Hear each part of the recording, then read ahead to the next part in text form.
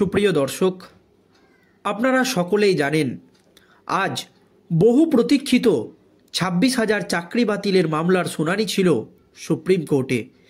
তবে আজও এই 26,000 চাকরি বাতিল মামলার শুনানি নিয়ে সুপ্রিম কোর্টে হয়ে গেল একেবারে গভীর ষড়যন্ত্র। কি ষড়যন্ত্র হয়েছে দর্শক জানাবো আজকের এই প্রতিবেদনে আপনাদেরকে। কিন্তু প্রশ্ন উঠে গিয়েছে, তাহলে কি সুপ্রিম কোর্টের প্রাক্তন প্রধান বিচারপতি DY চন্দ্রচূড়ের খাতাতেই নাম লেখালেন সুপ্রিম কোর্টের বর্তমান প্রধান বিচারপতি সঞ্জীব খান্না? দর্শক, আপনারা জানেন এর আগের দিন বাংলার 3টি গুরুত্বপূর্ণ মামলার শুনানি ছিল সুপ্রিম কোর্টে। একটি হচ্ছে সরকারি কর্মচারীদের ন্যায্য অধিকার ডিএ মামলার শুনানি, যে ডিএর জন্য দীর্ঘদিন ধরে আন্দোলন চালিয়ে যাচ্ছে সরকারি কর্মচারীরা। আর ডিএর মতো একটি গুরুত্বপূর্ণ মামলার শুনানি সুপ্রিম কোর্টে চন্দ্রচূড়ের কাল থেকে শুরু করে নিয়ে বর্তমানে প্রধান বিচারপতি সঞ্জীব খান্না তার আমলেও পিছিয়ে গিয়েছে।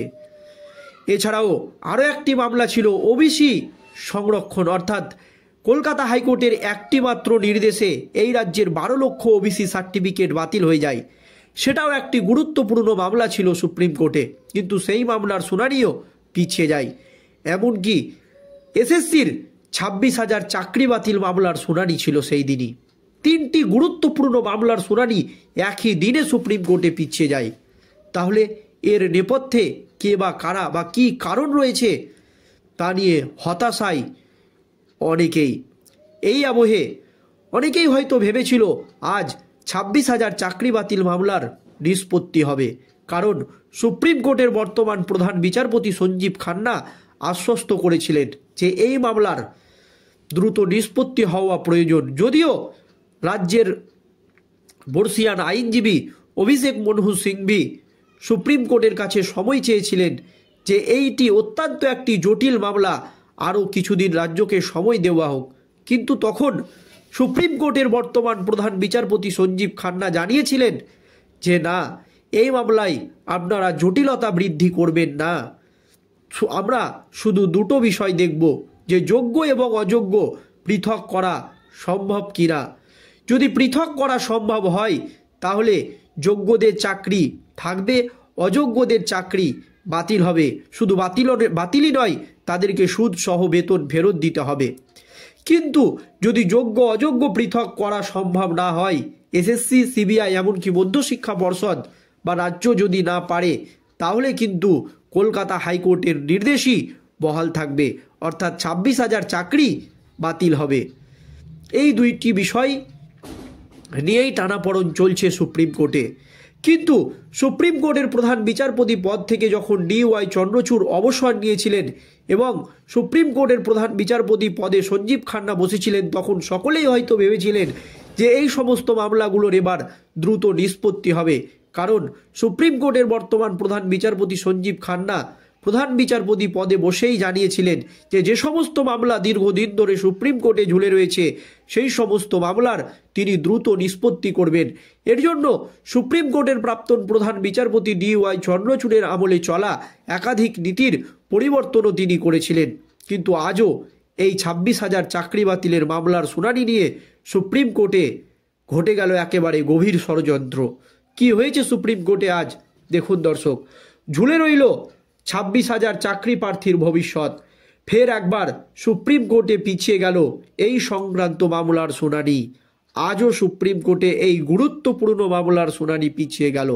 আজ বুধবার চাকরি বাতিল মামলার শুনানি ছিল সুপ্রিম কোর্টের প্রধান বিচারপতি সঞ্জীব খান্নার এজলাসে, কিন্তু সময়ের অভাবে এদিন মামলার শুনানি করা গেল না বলে আদালত সূত্রের খবর।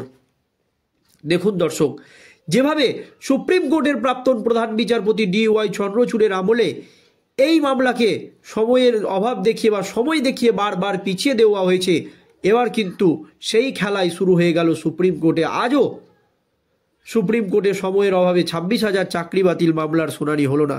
সেই জন্যই আজকের এই হেডিংয়ে লেখা হয়েছে, তাহলে কি চন্দ্রচূড়ের খাতাতেই নাম লেখালেন সুপ্রিম কোর্টের বর্তমান প্রধান বিচারপতি সঞ্জীব খান্না? আরও কি হয়েছে সুপ্রিম কোর্টে দেখুন। যা খবর, 1.5 মাস এই মামলার শুনানি পিছিয়ে দেওয়া হয়েছে। আবার এই খবর সামনে আসতেই ভেঙে পড়েছেন অসংখ্য চাকরি প্রার্থীরা। এদিন সকাল থেকে ধর্মতলায় অবস্থানে বসেছিলেন আন্দোলনরত চাকরি প্রার্থীরা। সকলের নজর ছিল সুপ্রিম কোর্টে এদিনের চাকরি বাতিল সংক্রান্ত মামলার দিকে, কিন্তু আদালতের ফের এই মামলা পিছিয়ে দেওয়ায় কার্যত ভেঙে পড়লেন আন্দোলনকারী যোগ্য চিকিৎসকরা। চোখে মুখে ফুটে ওঠে হতাশা।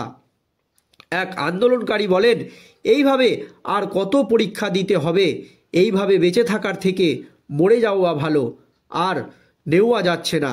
আন্দোলনকারীর কথায় সুরাহা চাই, মরে গিয়ে এবার আদালতের কাছে প্রমাণ দেব, তবেই দেশের বিচার ব্যবস্থা কি গুরুত্ব দেবেন বা গুরুত্ব দিয়ে এই বিষয়টিকে দেখবেন, প্রশ্ন আন্দোলনকারীদের।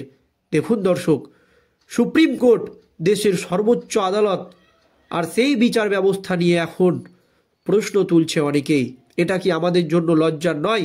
শুধু তাই নয়, আগামী দিনে আরও বৃহত্তর আন্দোলনের পথে হাঁটতে চলেছেন আন্দোলনকারী যোগ্য শিক্ষিকারা।